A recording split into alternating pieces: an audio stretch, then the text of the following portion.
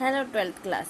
मैं फिर से आपकी सोनू मैम आपके सामने आपका चैप्टर नंबर 13 लेके आई हूँ। काले मेघा पानी दे दे ये वाला। इसके लेखक है जो धर्मवीर भारती।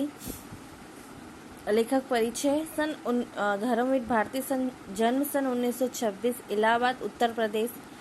प्रमुख रचनाएं कनुप्रिया, 7 गीत वर्ष, ठंडा लोहा कविता संग्रह, बंद गली का आखिरी मकान कहानी संग्रह, सूरज का 7वां घोड़ा, गुनाहों का देवता उपन्यास, अंधा युग गीति नाट्य, पंचयती कहानी अनकहानी, मानव मूल्य और साहित्य, ठेले पर हिमालय निबंध संग्रह।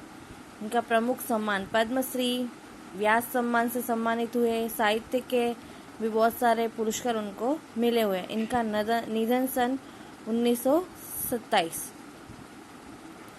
अपनी सहज प्रवृत्तियों को मारो मत, लेकिन उनके दास भी मत बनो। मतलब जो आपके अंदर है उसको खत्म मत करो, लेकिन ऐसा नहीं कि उनके ही आदी हो जाओ। मतलब किसी भी चीज़ का आदी नहीं बनना है ना। जीवन के सहज प्रवाह में उन्हें आने दो।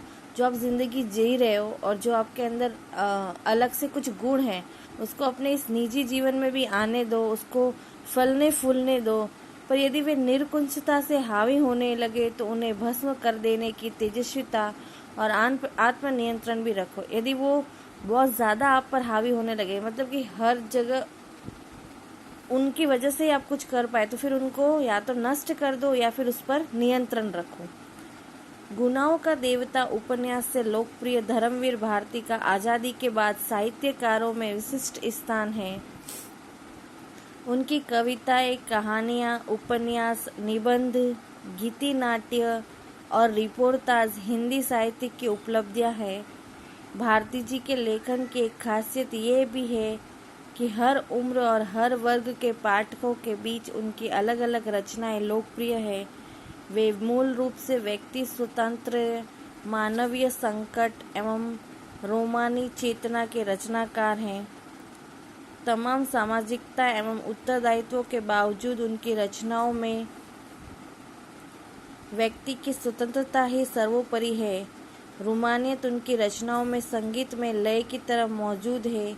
उनका सर्वाधिक लोकप्रिय उपन्यास गुनाहों का देवता एक सरस और भावप्रवण प्रेम कथा है। दूसरे लोकप्रिय उपन्यास सूरज का 7वां घोड़ा पर हिंदी फिल्म भी बन चुकी है। इस उपन्यास में प्रेम को केंद्र में रखकर निम्न मध्यम वर्ग की हताशा, आर्थिक संघर्ष, नैतिक विचलन और अनाचार को चित्रित किया गया है। स्वतंत्रता के बाद गिरते हुए जीवन मूल्य, अनास्था, मोहभंग, विश्व युद्ध से उपजा हुआ डर और अमानवीयता की अभिव्यक्ति अंधा युग में हुई। अंधा युग गीति साहित्य के श्रेष्ठ गीति नाट्यों में है। गीति नाट्य का मतलब होता है गाते गाते हुए उसका मंचन करना, है ना, नाटक जैसे बोलते हैं ना वो। मानव मूल्य और साहित्य पुस्तक समाज सापेक्षता को साहित्य व अनिवार्य मूल्य के रूप में विवेचित करती है। इन विधाओं के अलावा भारती जी ने निबंध और रिपोर्टाज भी लिखे। उनके गद्य लेखन में सहजता और आत्मीयता है। बड़ी से बड़ी बात वो बातचीत की शैली में कहते और सीधे पाठकों के मन को छू लेते हैं।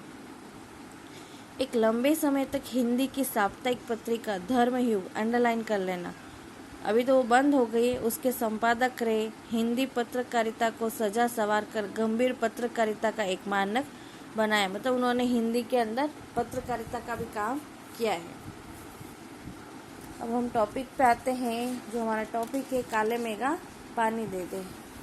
इसमें ये होता है कि मतलब कुछ गाँवों में आज भी ऐसे टोटके प्रसिद्ध है कि जब बारिश नहीं होती है तो इंद्र देवता से पानी बारिश के लिए कुछ टोटके करते हैं। जैसे कि मेरे गांव की बात करूँ तो हमारे गांव में ये होता है कि लोग जो पानी के लिए क्या करते हैं, जो अपने खेत होते हैं ना उस वहाँ जाके खाना बनाते एक दिन के लिए, फिर वहीं खाना खाते।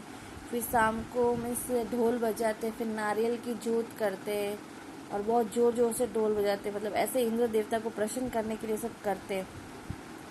फिर ऐसा मैंने नोटिस भी किया कि ऐसा करने से बारिश भी होती है। तो ऐसा ही कुछ जो हम कहानी में पढ़ेंगे वो भी किसी गांव की कहानी है जहाँ बहुत ज़्यादा पानी की कमी है तो लोग मतलब क्या करते हैं, ऐसे कि खाली तन पे एक कपड़ा ही एक ही पहनते, ऊपर कुछ नहीं पहनते हैं, और फिर ऐसे पूरे गली पूरे मोहल्ले में और गांव में घूमते हैं और फिर ऐसे बोलते हैं इंद्र देवता पानी दे दो। फिर लोगों जो जिस घर के सामने से गुजरते हैं वो लोग उनके ऊपर पानी उछालते एक बाल्टी पर। फिर वो उसमें मतलब उसमें कीचड़ में पूरे कीचड़ में हुए लेकिन फिर भी हर जगह जाके ऐसा बोलते और गंगा मैया की जय बोलते और काले मेघा पानी दे दे, काले मेघा पानी दे दे, ऐसे इंद्र देवता से पानी के लिए पुकार करते। ठीक है, और उस सेना का नाम भी इन्होंने क्या रखा, इंद्र सेना। ठीक है, तो अपन टॉपिक पे आते हैं। उन लोगों के दो नाम थे, इंद्र सेना या मेंढक मंडली।